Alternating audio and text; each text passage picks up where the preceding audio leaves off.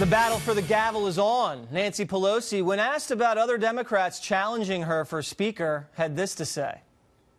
Say to everybody, come on in, the water's warm.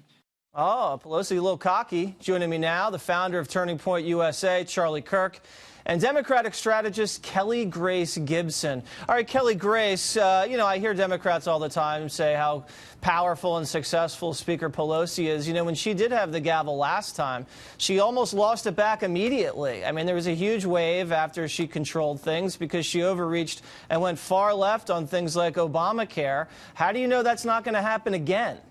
Well, you don't know it's not going to happen again, but what we do know about Speaker Pelosi is that she championed a ton of bipartisan legislation to make college more affordable people and to have job incentives for clean energy. She has, in her tenure, has raised over $700 million for the Democrats. Is college more affordable because of Nancy Pelosi? Well, yeah, because of that piece of bipartisan legislation, there's more access to grants and Pell Grants for college scholarships. So yeah, but will she reach? Yeah. Will people come after the job? Yeah. But Nancy Pelosi is a powerful woman that knows how to make herself relevant. Yeah, Charlie, do you think Nancy's looking at who's voting against her? I mean, she can be vindictive, as all powerful leaders can be. If you vote against Nancy, you're going to probably get shut out of any sort of leadership position.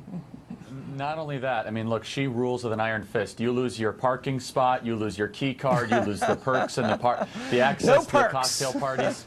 No perks. It's either you are perks. Totally cut out. You vote against Pelosi, no perks. That's exactly right.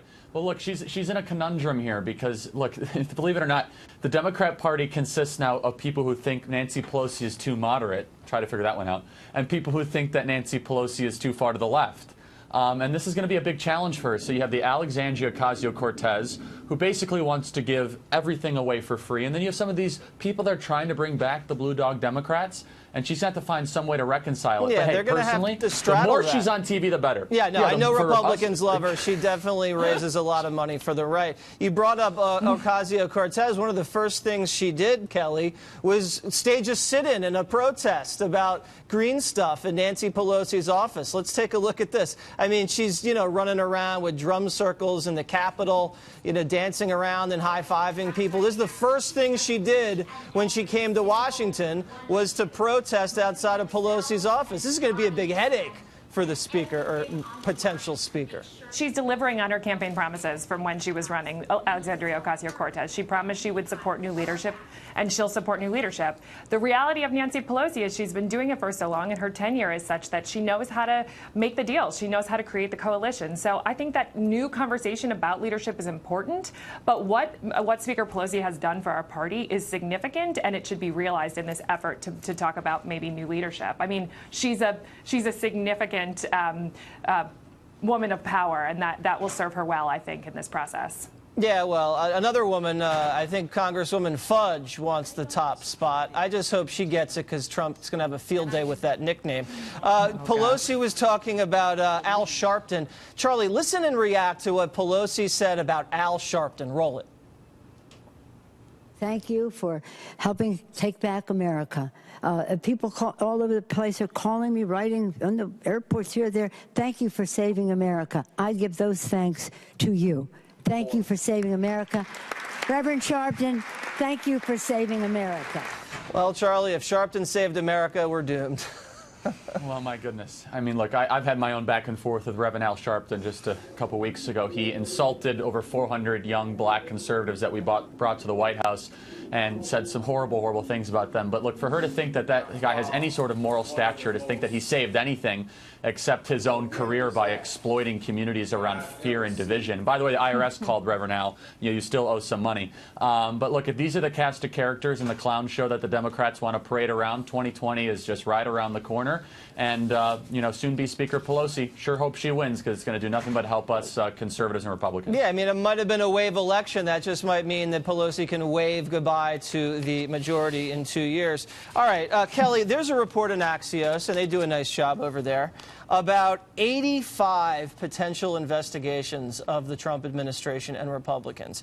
Everything from the Comey firing to Trump's transgender ban, the travel ban, family separation, Trump's tax returns, Trump's family businesses. They're reopening the Russia investigation. Do you think that's going to be a positive for the Democrats? Yeah, I mean, the president has gone basically unchecked since he won the election. So I think having a balanced Congress is an important thing. He's been pretty checked. There has been 64 subpoenas for information that have been sent to the House Oversight Committee that have been rejected. So I mean, it's time for there are rules of the game that he doesn't play by that every good president in our history has. So yeah, having some Democrats come in and be like, let's do this thing the right way. Let's let the American people know a little bit something about you that you refuse to give them. That is going to be good for the Democrats, but good for just sort of general Americans. Let's get to the truth about the oversight, Charlie. I want to play some sound from Adam Schiff, Little Schiff, I think the president calls him. Let's hear what he said about investigations. Roll that. Investigations are sexy. They're interesting. You bring witnesses before the Klieg lights, people tune in. Sexy investigations, I think that's what the Democrats are all about. There's nothing sexy about an investigation.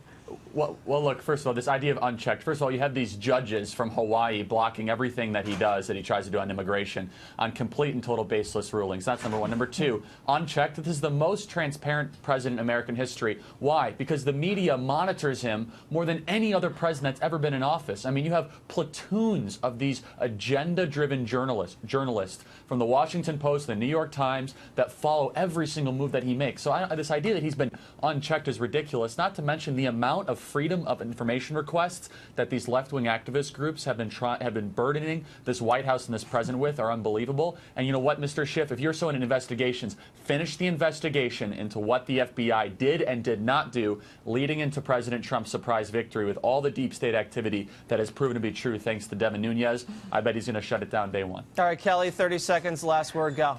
That it's part of our government's job to have checks and balances, and I think having a more balanced government is going to be a good thing. It's not the media's job. The media's job is to give the American people the information they want to have about their leaders. Donald Trump blocks that every chance he has, including this most recent ploy with the Acosta press route. So I'm just saying that this is a good thing, and President Trump said that if Congress tries to investigate him, he's going to take up war postures. Well, I think that he better get ready because they're coming for him. All right, we'll see about that. You know, if they're going to ask for my tax returns, I'd say, hey, let's just open another investigation over crooked Hillary. All right, guys, got to run. See you later. Thank you.